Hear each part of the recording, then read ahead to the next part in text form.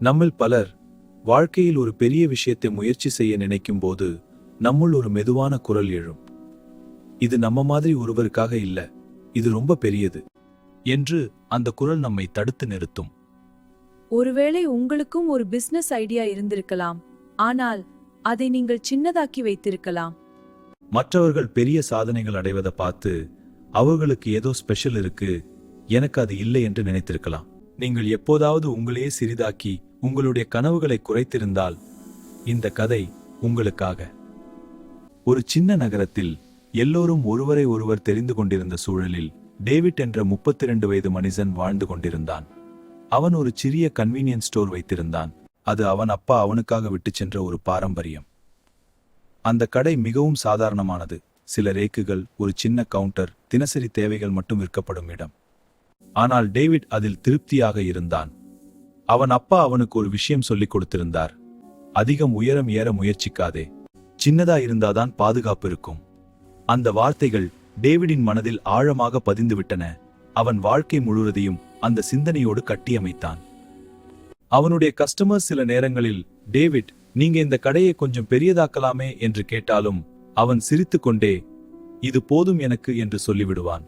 அவனுடைய மனைவி சாரா பல சக்சஸ்ஃபுல் பிசினஸ் ஸ்டோரிஸ் காட்டி, பாருங்க, இவங்க எல்லாரும் சின்னதா தான் ஆரம்பிச்சாங்க என்று சொல்லும்போது கூட டேவிட் தலை அசைச்சு, அவங்களெல்லாம் வேற மாதிரி மக்கள், அவங்களுக்கு எஜுகேஷன் இருக்கு, மணி இருக்கு, கனெக்ஷன்ஸ் இருக்கு, நாம சாதாரண மனிதர்கள் என்று அவனை தன்னை குறைத்து முடிவெடுத்து விடுவான். ஆனால் உண்மையில் அவன் இதை நம்பியது ரியாலிட்டி இல்ல, அவன் பயத்தால்.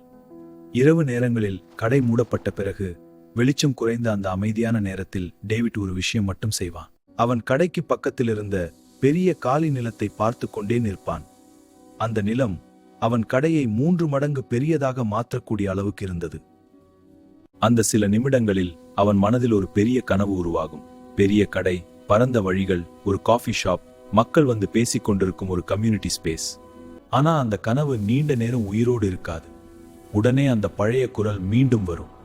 நீ யாரு? இவ்வளவு பெரிய விஷயத்தை நீ மேனேஜ் பண்ணுவியா? அந்த குரல் வந்தவுடன் அவன் அந்த கனவை அடக்கிவிட்டு வீட்டுக்கு திரும்பி விடுவான். ஆனால் வாழ்க்கை எப்போதும் ஒரே மாதிரி இருக்காது. ஒரு நாள் டேவிடின் வாழ்க்கையில் ஒரு பெரிய மாற்றம் ஏற்பட்டது. ஒரு பெரிய சூப்பர் மார்க்கெட் செயின் அவன் கடைக்கு அருகில் ஒரு புதிய பிரான்ச் திறந்தது. அது மாடர்ன், பெரியது, குறைந்த விலைக்கு பொருட்கள், அதிக வெரைட்டி எல்லாமே இருந்தது. 3 மாதங்களுக்குள் டேவிடின் கடையில் கஸ்டமர் வருகை பாதியாக குறைந்தது. பல வருஷங்களாக அவனிடம் வாங்கிய மக்கள் கூட, சாரி டேவிட், அங்கதான் வசதியா இருக்கு என்று சொல்லி அவனை கடந்து போய்விட்டார்கள். டேவிட் தினமும் கவுண்டர் பின்புறம் நின்று காலம் கடப்பதை பார்த்து கொண்டிருந்தான். வருமானம் குறைந்தது, செலவுகள் அதிகரித்தது, சேமிப்பு பணம் குறைந்து கொண்டே போனது.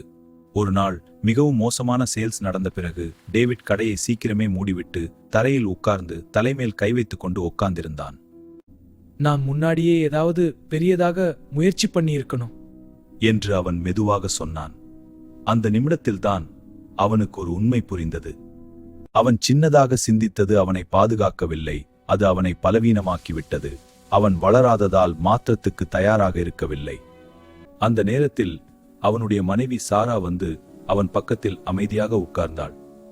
சில நிமிடங்களுக்கு பிறகு அவள் மெதுவாக சொன்னாள், ஒருத்தரை நீ சந்திக்கணும். அவர் பெயர் மிஸ்டர் சென். அவர் இந்த நகரத்திலே பிசினஸ் ஆரம்பிச்சு பெரிய பிசினஸ்மேன் ஆயிருக்கிறார். ஆரம்பத்தில் டேவிட் தயங்கினான். அவர் மாதிரி ஒருத்தர் என்ன மாதிரி ஒருத்தரை ஏன் பார்க்கணும்னு கேட்டான். ஏன்னா ஒரு காலத்தில் அவர் உன்ன மாதிரி தான் இருந்தார். சில நாட்களுக்கு பிறகு டேவிட் மிஸ்டர் சென்னை சந்திக்க சென்றான். உயரமான பில்டிங்ல இருந்து அவரது ஆபீஸ்ல இருந்து நகரம் முழுவதையும் பார்க்க முடிந்தது. இந்த நகரத்தை பாரு, இது எல்லாம் ஒரு காலத்துல சின்ன சின்ன விஷயங்களா தான் இருந்தது என்று சொன்னார். பிறகு அவர் 2 பாத்திரங்களை எடுத்தார். ஒரு சின்ன கப், ஒரு பெரிய வேஸ். அவர் சின்ன கப்பில் தண்ணீர் நிரப்பி, இது சின்ன சிந்தனை, இது சீக்கிரம் நிறைந்துவிடும், ஆனால் இது இதைவிட பெரியதாக மாறாது. பிறகு அதே தண்ணீரை பெரிய வேசில் ஊத்தி, இது பெரிய சிந்தனை, இதே தண்ணீர், ஆனால் அதிக இடம், அதிக வளர்ச்சி என்று விளக்கினார். அதற்கு பிறகு அவர் டேவிடை நேராக பார்த்து கேட்டார், நீ உன்னால முடியாது என்று சொல்லாமல் இருந்தால் என்ன ஆகும்? அந்த ஒரு கேள்வி டேவிடின் உள்ளத்தை குலுக்கியது.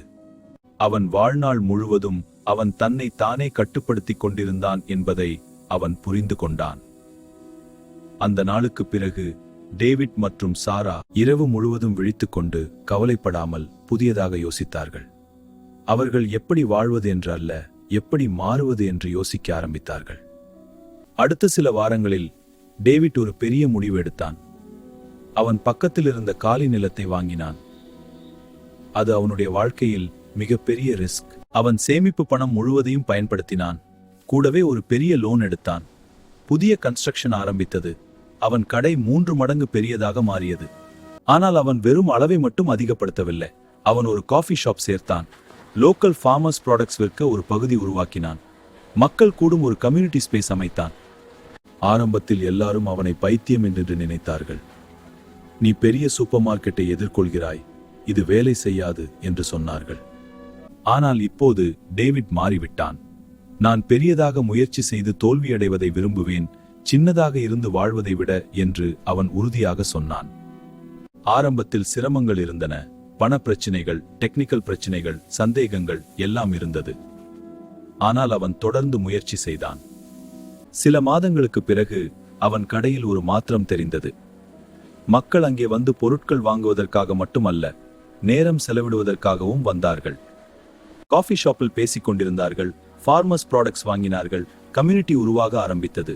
6 மாதங்களுக்கு பிறகு அவன் கடை அவன் வாழ்க்கையில் இருந்த மிகப்பெரிய வெற்றியாக மாறியது. இன்று டேவிட் மற்றவர்களுக்கு ஒரு முக்கியமான விஷயத்தை சொல்லிக் கொடுக்கிறார். உங்கள் வாழ்க்கையின் அளவு உங்கள் சிந்தனையின் அளவால் தீர்மானிக்கப்படுகிறது. இந்த கதையின் உண்மை என்னவென்றால், உங்கள் பொட்டென்ஷியல் குறைவாக இல்லை, உங்கள் சிந்தனை தான் அதை குறைத்து வைத்திருக்கிறது. நீங்கள் சின்னதாக யோசித்தால் உங்கள் வாழ்க்கையும் சின்னதாகவே இருக்கும். ஆனால் நீங்கள் பெரியதாக யோசிக்கத் தொடங்கினால் உங்கள் வாழ்க்கையும் அதே அளவில் விரியும். இங்கே ஒரு ஆழமான உண்மையை நீங்கள் புரிந்து கொள்ள வேண்டும். நம்மில் பலர் வாழ்க்கையில் தோல்வியை பயந்து முயற்சிக்கவே தயங்குகிறோம். ஆனால் உண்மையில் தோல்வி நம்மை உடைக்காது, அது நம்மை உருவாக்கும்.